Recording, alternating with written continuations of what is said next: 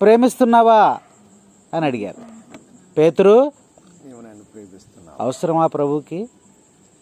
ఆయన ఇక్కడ ఉండడు కదా, వెళ్ళిపోతున్నాడు కదా, పరలోకంలోకి వెళ్ళిపోయాడు కదా, ఈరోజు మోక్షారోహణం అయిపోయి. ఈ మధ్యలోనే ఇవన్నీ ఎందుకు చేస్తున్నాడంటే దేవుడు లోకమును ఎంతగానో ప్రేమించను. ఆ లోకం అంటే ఎవరు?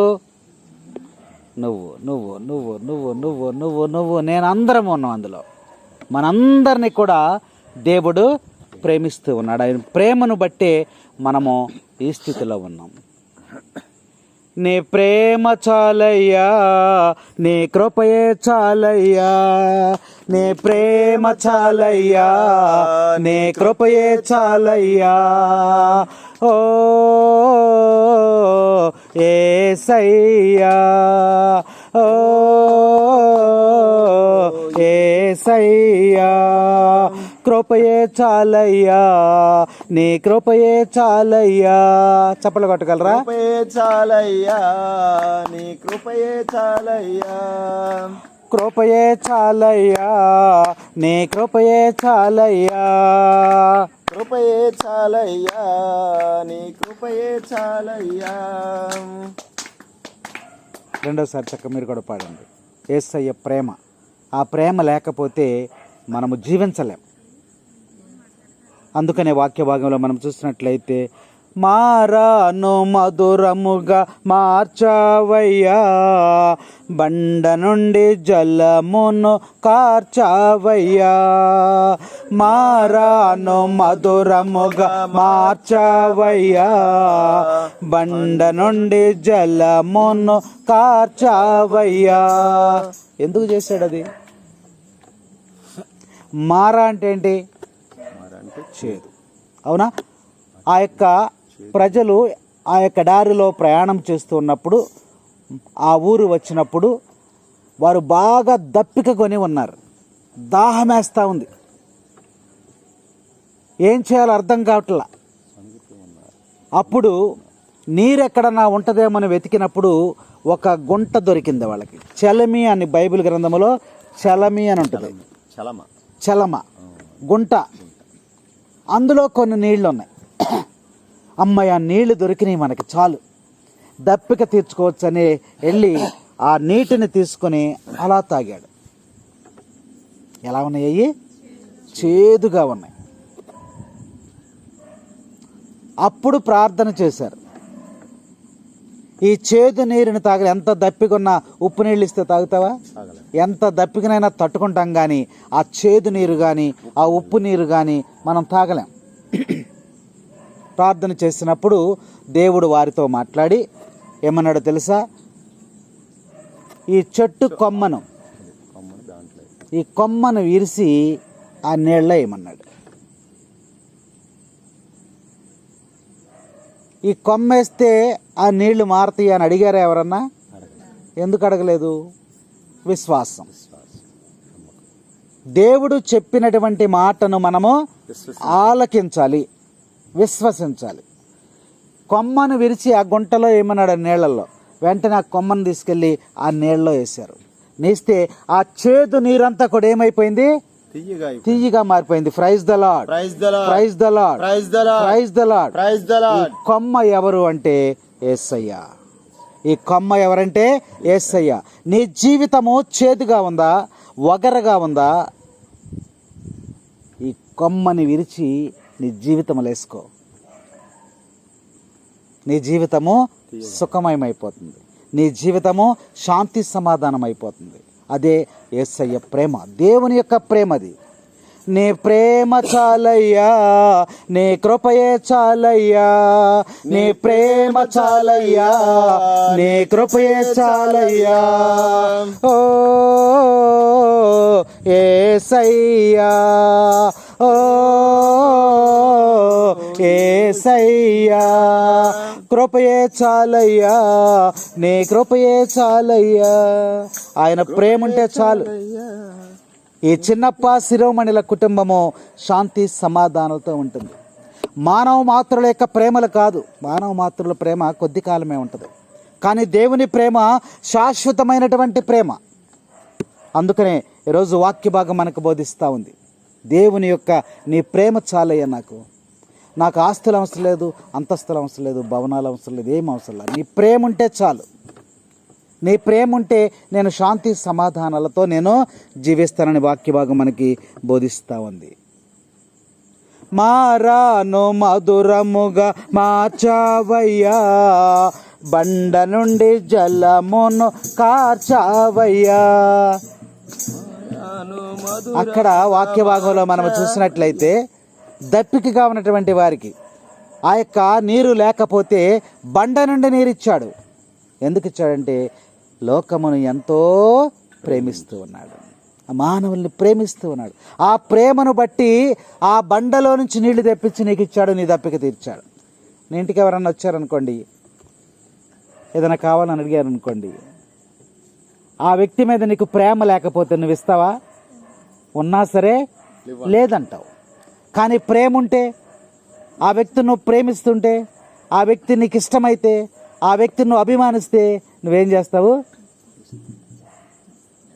నీకు లేకపోయినా అందులో ఉన్నదాంట్లో కొద్దిగైనా ఆయనకి ఇస్తావు. దేన్ని బట్టి ఇచ్చావు? నువ్వు ప్రేమను బట్టి ఇచ్చావు. అందుకనే దేవుడు లోకమును ఎంతగానో ప్రేమించాడు, నిన్ను నన్ను కూడా దేవుడు ప్రేమిస్తున్నాడు. ఆ బండ నుండి ఆ యొక్క జలాన్ని వారికి ఇచ్చాడు. నీ ప్రేమ చాలయ్యా, నీ కృపయే చాలయ్యా, నీ ప్రేమ చాలయ్యా, నీ కృపయే చాలయ్యా. ఇప్పటికి 4-5 సార్లు పాడాం, ఇప్పుడన్నా రావట్లేదా? మౌనంగా కూర్చున్నారు. మరి చలేస్తుందా? వేసవ కాలం ఇది, మరి ముడుచుకోని అవసరంలా. పాడండి. నీ ప్రేమ చాలయ్యా, నీ కృపయే చాలయ్యా, నీ ప్రేమ చాలయ్యా, నీ కృపయే చాలయ్యా. రోగులందరికీ స్వస్థతనిచ్చావు, పాపములన్నీ క్షమించేశావు. రోగులందరికీ స్వస్థతనిచ్చావు, పాపములన్నీ క్షమించేశావు. నీ ప్రేమ చాలయ్యా, నీ కృపయే చాలయ్యా, నీ ప్రేమ చాలయ్యా, నీ కృపయే చాలయ్యా. డాక్టర్ దగ్గరికి ఒక రోగి వెళ్ళాడు అనుకోండి, వెళ్ళినప్పుడు డాక్టరు రోగాన్ని అడిగి పంపించేస్తే ఆ యొక్క రోగి తృప్తి పడాడు. డాక్టర్ ఎలా ఉండాలి? రోగిని ప్రేమించేవాడై ఉండాలి, రోగిని ప్రేమించేవాడై ఉండాలి. అప్పుడే ఆ యొక్క రోగికి ఆ యొక్క రోగం అనేది తగ్గుతూ ఉంది. పిలుస్తాడు, పిలిచి చెయ్యేస్తాడు మీద. ఏం పర్లేదయ్యా, ఏముంది ఇందులో? జ్వరమే కదా, ఏముంది, నేను మందు రాస్తున్నాను, తగ్గిపోద్ది, సాయంత్రానికల్లా తగ్గిపోద్ది, నువ్వేం కంగారు పడదు. భుజం తట్టి ఈపి మీద కొడతా ఉంటాడు. ప్రేమ. రోగిని ప్రేమించినాడు వైద్యుడు కాదు. ఈ పరమ వైద్యుడు ఏం చేశాడంటే రోగులందరినీ ప్రేమించాడు. ఎందుకు రోగులను ప్రేమించాడు? ఆయన ముందుగానే చెప్పాడు, దేవుడు లోకమును ఎంతో ప్రేమించాడు. ఆ లోకములో ఎవరున్నారు? రోగస్తులు ఉన్నారు, అంతే కదా. రోగములతో ఉన్నవాడు కూడా లోకములోనే ఉన్నాడు కదా. కాబట్టి రోగులందరినీ ఆయన ప్రేమించాడు. పక్షవాత రోగిని ప్రేమించాడు, కుంటివాడిని ప్రేమించాడు, గుడ్డివాడిని ప్రేమించాడు, ఊచ చేయగలవాడిని ప్రేమించాడు, గుడ్డి కన్నులు లేనటువంటి వాడిని, కబోదుని కూడా ఆయన ప్రేమించాడు. ఇంకెవరు? కుష్టి రోగిని ప్రేమించాడు, పక్షవాత రోగిని బెతస్తా కోనేటి వద్ద ఆయన ప్రేమించాడు. రోగులందరినీ కూడా ఆయన ప్రేమించాడు. ఎందుకు ప్రేమించాడంటే ఆయన లోకమును ఎంతగానో ప్రేమించాడు. ఆ ప్రేమ లేకపోయినట్లయితే మరి ప్రేమ లేకపోతే ఏమవుద్దంట? నువ్వు చేసేటువంటి ప్రార్థన అంతా కూడా వ్యర్థమే. నీవు అన్నిటిలో ప్రావీణ్యము సంపాదించినప్పటికీ కూడా నీలో ప్రేమ లేకపోయినట్లయితే నీవు సంపాదించిన ప్రావీణ్యం అంతా కూడా వ్యర్థమని ప్రభువు మనకి తెలియజేస్తూ ఉన్నాడు. Praise the lord, praise the lord, praise the lord. ప్రభునందు ప్రియ సహోదరి సహోదరులారా, దేవుని యొక్క ప్రేమ వీరి కుటుంబం మీద ఎల్లప్పుడూ ఉండాలని మనం ప్రార్థన చేస్తూ ఉన్నాం. కాబట్టి దేవరపల్లి చిన్నోడు, శిరోమణి, నిర్మలా జోజి, కీర్తి కార్తిక్, నాని ఏసమ్మ, రమాదేవి, సురేష్, మరి బిడ్డలు కీర్తి కార్తిక్, స్వీటీ, ప్రశస్త, సంపత్, సుశాంత్ బిడ్డలందరినీ కూడా దేవుడు ప్రేమిస్తూ ఉన్నాడు. లోకములో ఈ కుటుంబం ఉంది, ఈ కుటుంబానంతటి కూడా దేవుడు ప్రేమిస్తూ ఉన్నాడు. మరి వాక్య భాగంలో మనం చూసుకున్నట్లయితే ఆయన ప్రేమించినటువంటి వారు ఎవరో కూడా ఈ లోకంలో లేరని వాక్య భాగం మనం బోధిస్తుంది. అందుకనే నీ ప్రేమ చాలయ్యా, నీ కృపయే చాలయ్యా, నీ ప్రేమ చాలయ్యా, నీ కృపయే చాలయ్యా. ఓ యేసయ్యా, ఓ యేసయ్యా, కృపయే చాలయ్యా, నీ కృపయే చాలయ్యా, కృపయే చాలయ్యా, నీ కృపయే చాలయ్యా. కానాను విందులోకి వచ్చావయ్యా, నేటిని మధురముగా మార్చావయ్యా.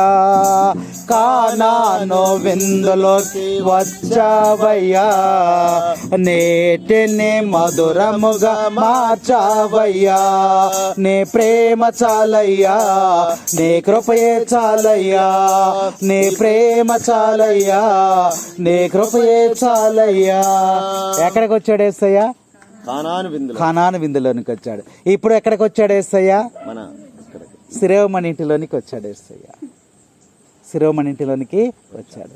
కానాను విందులోనికి వెళ్ళినప్పుడు ఏం చేశాడు? అక్కడ నీటిని ద్రాక్షారసముగా మార్చాడు. ఆ ఇంట్లో అది కొరతగా ఉంది కాబట్టి దాన్ని మార్చాడు.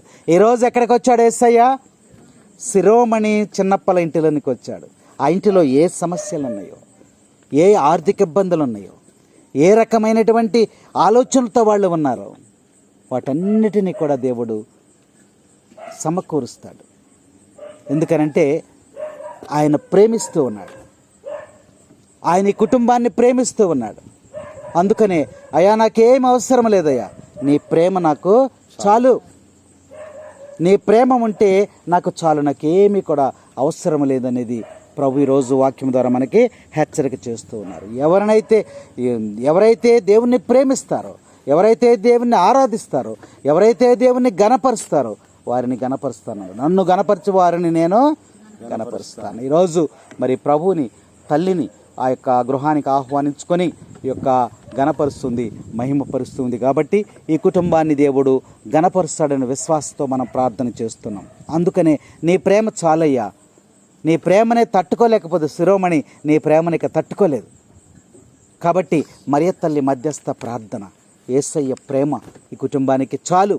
అందుకనే వాక్యం మనకి బోధిస్తుంది, యాకోబు బావిని చేరుకున్నావు, సమరయ స్త్రీని మార్చివేశావు. యాకోబు బావిని చేరుకున్నావు, సమరయ స్త్రీని మార్చివేశావు. నీ ప్రేమ చాలయ్యా, నీ కృపయే చాలయ్యా, నీ ప్రేమ చాలయ్యా, నీ కృపయే చాలయ్యా. నీ ప్రేమ చాలు.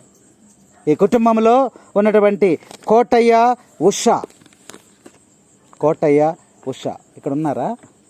Usha, rise your hand. Usha కోసం మనం ప్రత్యేకంగా ప్రార్థన చేద్దాం. దేవుడు ఆ బిడ్డను ప్రేమిస్తూ ఉన్నాడు. ఆ బిడ్డ కూడా లోకములోనే ఉంది. దేవుడు లోకమును ఎంతో ప్రేమించాను. ఈరోజు కోటయ్యను, ఉషాను దేవుడు ఎంతగానో ప్రేమిస్తూ ఉన్నాడు. కాబట్టి ఆ ప్రేమను బట్టి దేవుడు మరలా వచ్చే సంవత్సరానికి ఒక పండంటి బిడ్డను, ఒక సంతానాన్ని ఉషాకు దేవుడు బహుమానముగా ఇస్తూ ఉన్నాడు. Praise the lord, praise the lord, praise the lord, hallelujah, hallelujah, hallelujah, hallelujah. ఎందుకనంటే లోకానంతా కూడా ప్రేమించి ఉషను దేవుడు విడిచిపెట్టాడు. నిన్ను దేవుడు మరిచిపోలేదు, నిన్ను జ్ఞాపకం చేసుకున్నాడు. ఈరోజు మరియ తల్లి మధ్యస్థ ప్రార్థన ద్వారా నీకు మరలా వచ్చే సంవత్సరానికి పండంటి బిడ్డ ఉంటాడు. నీకు కృతజ్ఞత ఆరాధన ఆ రోజున ఇక్కడ పెడదాం. మళ్ళా praise the lord, praise the lord. మరలా వచ్చే సంవత్సరానికి పండంటి బిడ్డ కలుగు చేయాలని మనందరం కూడా బిడ్డ కోసం మనం ప్రార్థన చేస్తాం. వాక్య భాగంలో ఈరోజు దేవుడు నీకు తెలియజేస్తున్నాడు, నేను నిన్ను ప్రేమించుచున్నాను, ఆ ప్రేమను బట్టి నీకు ఒక బహుమానాన్ని ఇస్తాను నేను. ఆ ప్రేమను బట్టి